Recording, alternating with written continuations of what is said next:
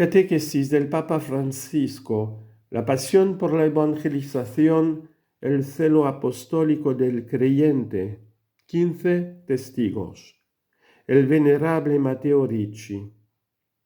Seguimos en estas catequesis hablando sobre el celo apostólico, es decir, lo que siente el cristiano para llevar adelante el anuncio de Jesucristo. Y hoy quisiera presentar otro gran ejemplo de celo apostólico. Hemos hablado de San Francisco Javier, de San Pablo, el celo apostólico de los grandes celantes. Hoy hablaremos de uno que era italiano y se fue a China, Matteo Ricci. Originario de Macerata, en las Marcas, después de haber estudiado en las escuelas de los jesuitas y haber entrado en la compañía de Jesús, entusiasmado por los informes de los misioneros que escuchaba como muchos otros jóvenes, pidió que lo enviaran a las misiones en Extremo Oriente. Después del intento de Francisco Javier, otros 25 jesuitas habían tratado inútilmente de entrar en China. Pero Ricci y otro hermano se preparan muy bien, estudiando cuidadosamente la lengua y las costumbres chinas, y al final lograron establecerse en el sur del país. Fueron necesarios 18 años con 4 etapas a través de 4 ciudades diferentes antes de llegar a Pekín, que era el centro. Por constancia y paciencia, animado por una fe inquebrantable, Matteo Ricci pudo superar dificultades, peligros, desconfianzas y oposiciones. Pensad en aquella época, caminar o ir a caballo largas distancias, y él seguía adelante. ¿Cuál era el secreto de Matteo Ricci? ¿Por qué camino le impulsó el celo? Él siguió siempre el camino del diálogo y de la amistad con todas las personas que encontraba, y esto le abrió muchas puertas para el anuncio de la fe cristiana. Su primera obra en lengua china fue precisamente un tratado sobre la amistad que tuvo gran resonancia.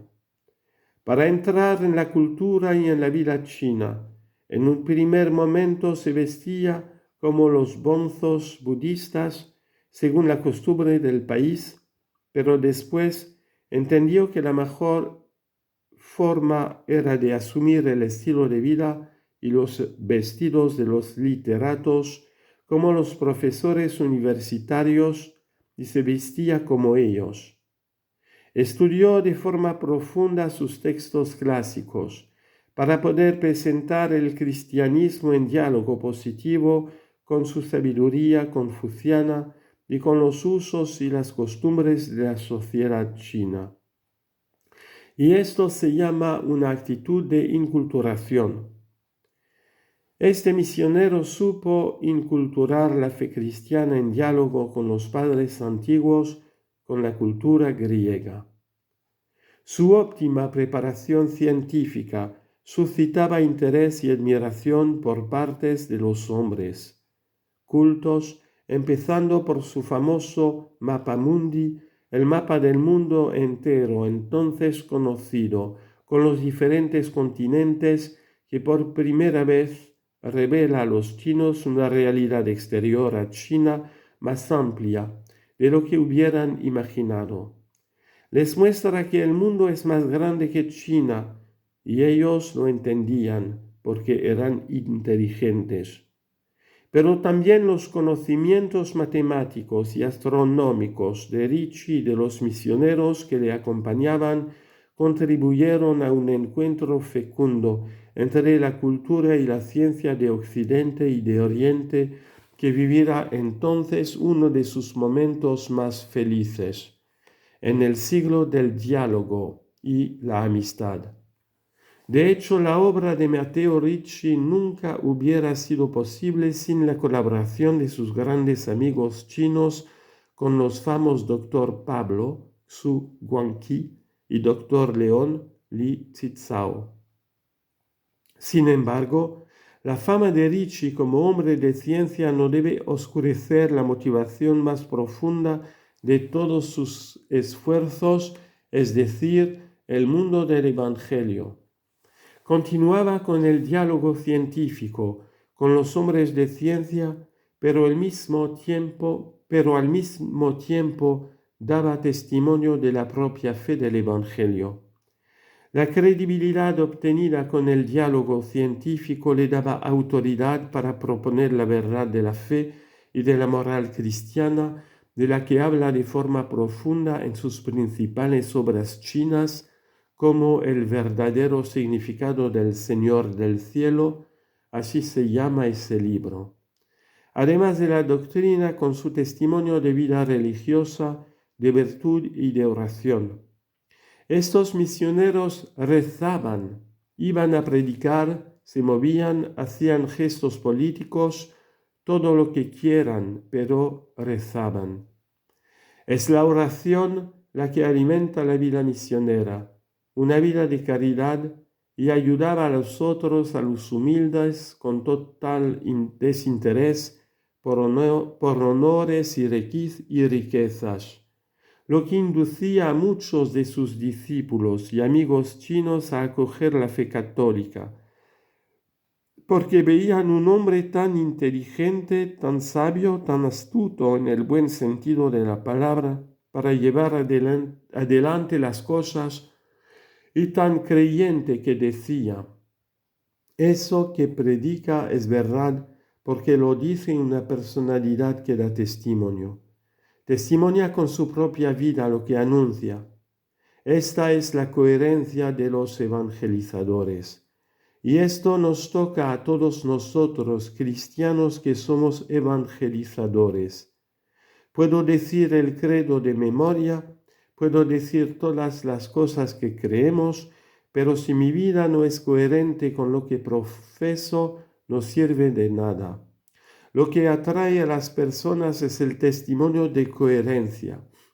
Los cristianos estamos llamados a vivir lo que decimos y no fingir que vivimos como cristianos y luego vivimos como mundanos. Mirad estos grandes misioneros, como Matteo Ricci, que era italiano.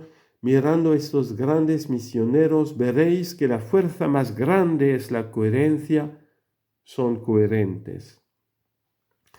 En los últimos días de su vida, a quien estaba más cerca de él y le preguntaba cómo se sentía, Matteo Ricci respondió que estaba pensando en ese momento si era más grande la alegría y la felicidad que sentía interiormente por la idea de que estaba cerca su viaje para ir a gustar de Dios, o la tristeza que le podía causar el dejar a los compañeros de toda la misión que amaba mucho y el servicio que aún podía hacer a nuestro Señor en esa misión.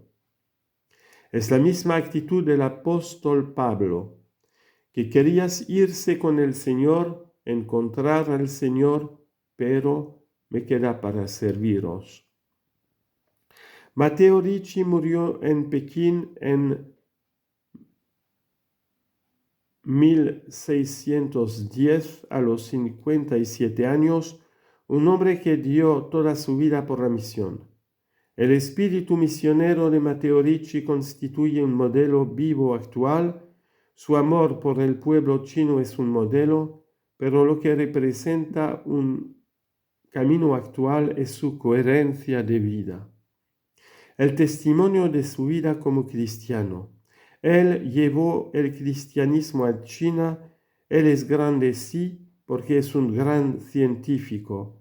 Es grande porque es valiente. Es grande porque ha escrito muchos libros, pero sobre todo es grande porque ha sido coherente con su vocación, coherente con ese deseo de seguir a Jesucristo.